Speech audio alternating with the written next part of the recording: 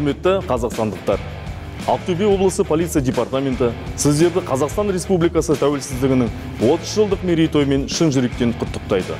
Сіздерге ашық аспан, жарқын болашақ және еліміздің өркендеуін тілейміз. Полиция қызметкерлері әрдайым заң талаптарын сақтап, құқықтық тәртіпті қамтамасыз етеді.